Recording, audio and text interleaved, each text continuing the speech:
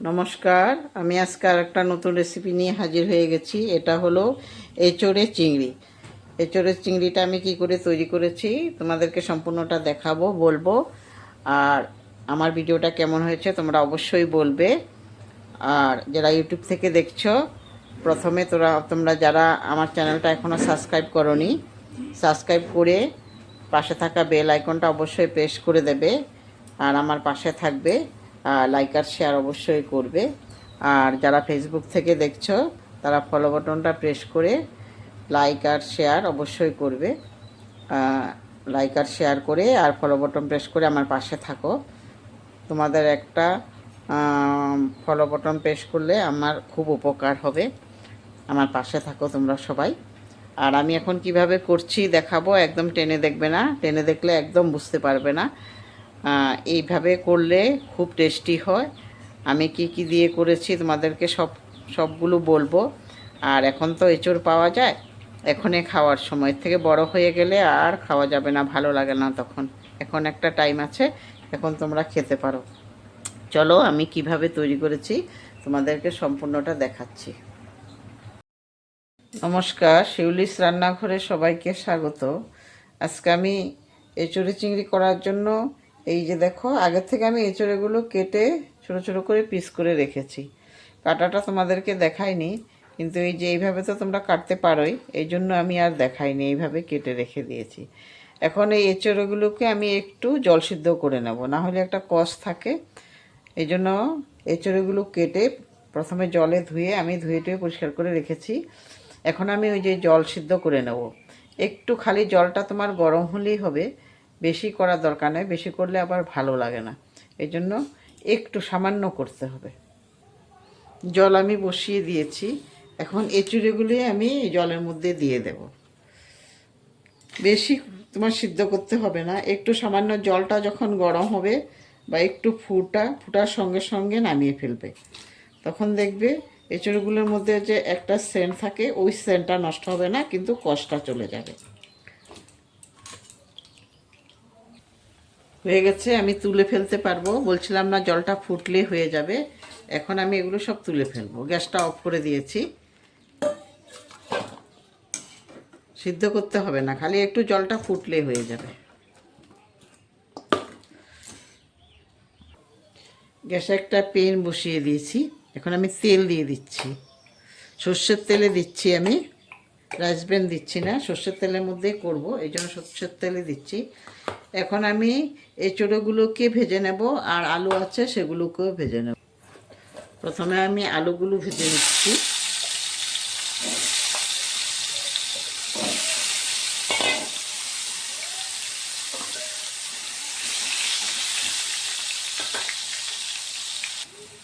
আলু ভাজা হয়ে গেছে, আলুগুলো আমি তুলে ফেলছি এখন।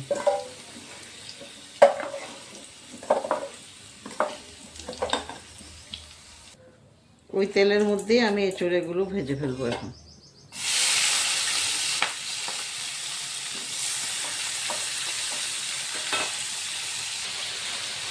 এঁচোড়গুলো হয়ে গেছে, আমি এখন তুলে ফেলছি এগুলো। এর থেকে আর বেশি কড়া করে ভাজার দরকার নেই।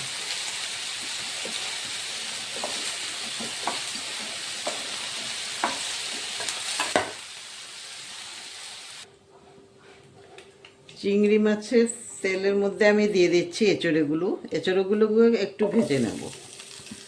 এঁচোড়গুলো একটু ভেজে নিলে তখন টেস্টটা একটু বেড়ে যায়। তোমরা একবার ভেজে নিয়ে করো, তখন বুঝতে পারবে। এমনি তো করা হয়, এমনি সম্বার দিয়ে একসাথে বসানো হয়, কিন্তু একবার ভেজে নিয়ে করো, তখন বুঝতে পারবে টেস্টটা কত বেড়ে যায়। তো আমি একটু ভেজে নেব, ভেজেই করব আমি।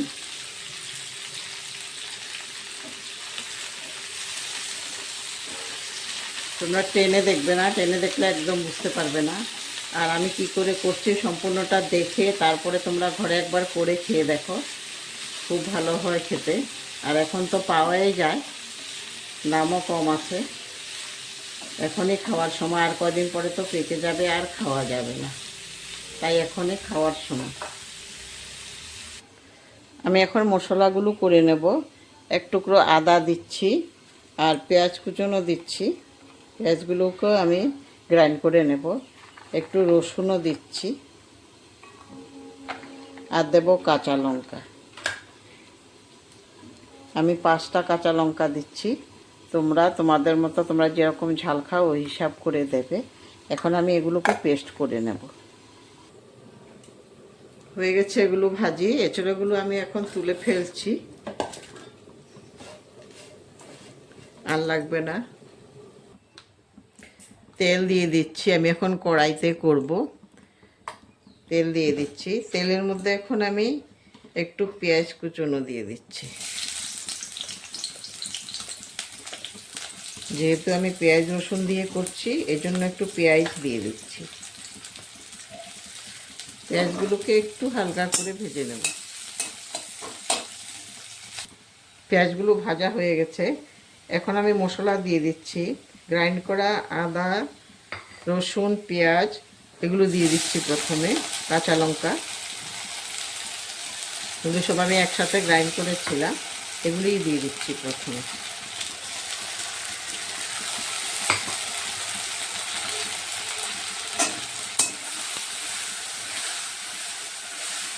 এগুলোকে কষিয়ে নেব প্রথমে একটু, তারপরে অন্য মশলাগুলোও দিচ্ছি।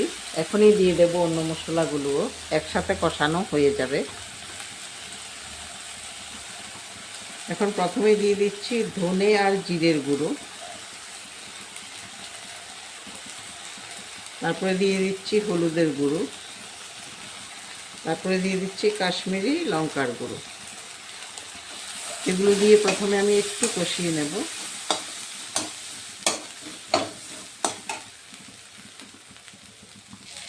টমেটো কুচিগুলোও দিয়ে দিচ্ছি। এখন আমি একটা টমেটো নিয়েছি। সব মশলাগুলোকে আমি একটু ভালো করেই কষাবো, একটু ভালো করে কষিয়ে নিচ্ছি সব মশলাগুলোকে।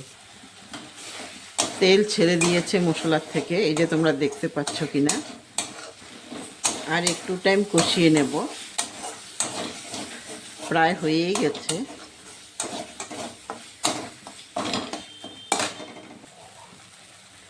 আমি এঁচড়েগুলোও দিয়ে দিচ্ছি এখন। এঁচড়েগুলো দিয়ে, এঁচড়ে আলু ভেজে রেখেছিলাম যে, ওগুলো এখন দিয়ে দিচ্ছি। এগুলো দিয়ে আমি সবগুলো মিক্সড করে একটু টাইম আবার কষিয়ে নেব।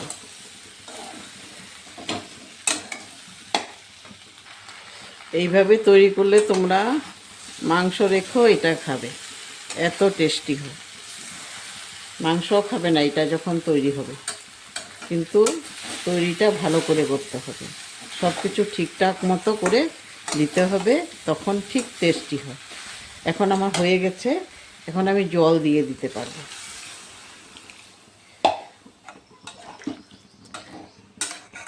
জল দিয়ে আমি 15-20 মিনিট আমি ঢেকে রাখবো আস্তে আগুনটা দিয়ে।